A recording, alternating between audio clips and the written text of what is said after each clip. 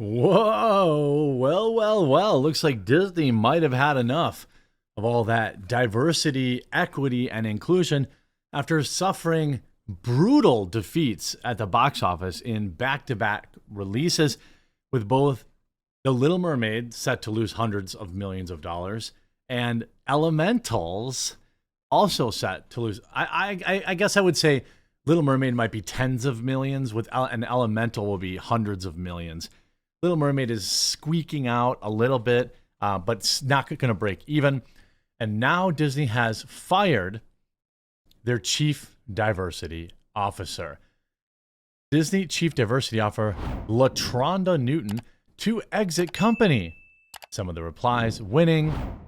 Maybe they'll stop producing woke garbage and actually make a profit again. I doubt you'll bring back the ridiculous amount of viewers you've already lost. Okay. Every company needs its chief political officer. Lamau, this is an actual position. I mean, when you look at the Disney stock, last 5 days, last month, last 6 months, up $2, but year to date, it's down. It's about even, year to date, but it's been trending downwards because they've had flop after flop after flop after flop. I mean, Lightyear, what Disney said. So Elemental was the first movie ever, a kids movie, to feature a non-binary character, and for some reason, parents didn't take their kids to see it. I just couldn't imagine why. Then they had Lightyear. It's the first time ever in a kids movie that two women kiss, and again, I can't imagine why that movie lost money. Little Mermaid, race swap. See the movie lest you be called a racist. People didn't see that movie. I wonder why that is. Now, your chief diversity officer is likely in on a lot of these decisions cinematically, likely saying, look, you've got to have more woke garbage in your movies. Like, that's just, I make $6 million a year to tell you, you're racist. LaTonda Newton, who served as Disney's chief executive officer, diversity officer since 2017, is leaving the company. An internal memo from Disney chief human resources officer Sonia Coleman announcing Newton's departure was circulated to staff Tuesday. Coleman wrote that Newton, quote, decided to leave the Walt Disney Company to pursue other endeavors. We hear that she plans to join a corporate board and focus on a creative company that she owns. Interesting.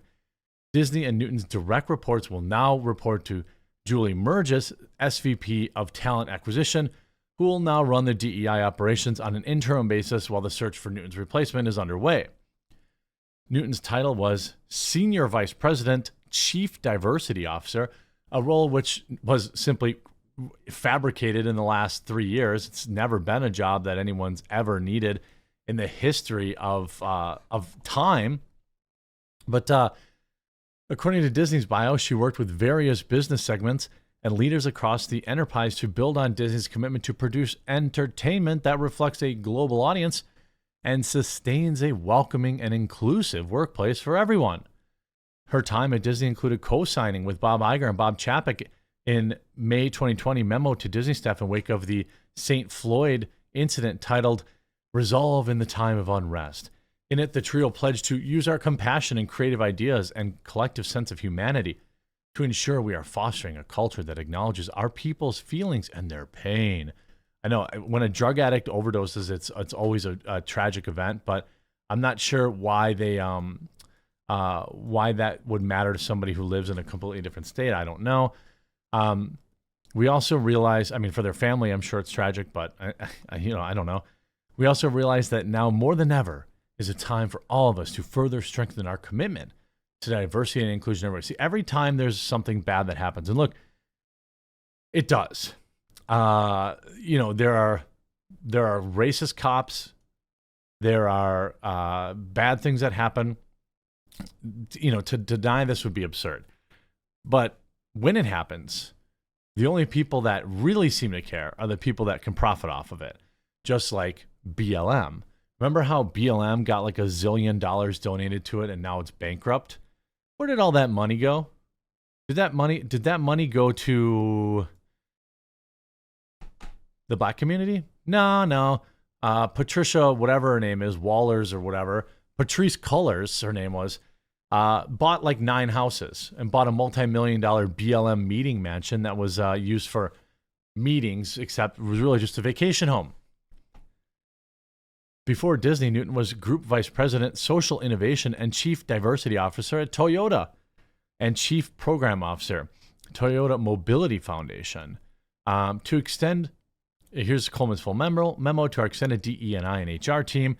I'm writing to share that LaTronda Newton has decided to leave the Walt Disney Company to pursue other endeavors. Now, maybe it was by choice. Maybe somebody came to LaTronda and said, hey, LaTronda, we've been listening to you. And the last like 7 or 8 movies we've put out have lost hundreds of millions of dollars combined. It's not working. Our shareholders are questioning why. Could you maybe explain this? And then she just quit. I don't know. Maybe she got a better job somewhere else, but I suspect that Disney won't be in a huge hurry to fill this role. I just have this weird inkling, this weird feeling. After things like this, Little Mermaid declared a massive flop by box office analysts. I mean, The Little Mermaid should have made $1 billion. It did not. The Lion King remake did. The Aladdin did. I don't understand. You know, I don't get it. I'm trying to get an updated box office number. A global haul of $465 million. It's grossed $465 million, which is a loss. It's lost money. And, you know, I don't know if the movie is good or bad or not. It wasn't for me. I mean, they said that very much. But without that free Chinese $200 million, a lot of these mediocre movies can't stand on their own. Talk about Disney's Elemental. This was just last week. Disney's Elemental, which features non-binary character, flops in opening weekend. It was the worst opening ever for a Pixar, according to New York Times. Now, I don't know how much direct, maybe this person's role was diversity, equity, and inclusion among the employees. Maybe they didn't have any real say about, what went on with actual employees, actual cinematography. But I doubt that. I'm going to go ahead and guess that they absolutely did. I'm going to guess that they absolutely had a lot to do with it. And it'll be interesting to see just how this plays out. Because it sure is odd, isn't it? That Disney's had flop after flop after flop after flop after flop after flop. And it's just like somebody has to take responsibility for that, right? Now, these movies are not good.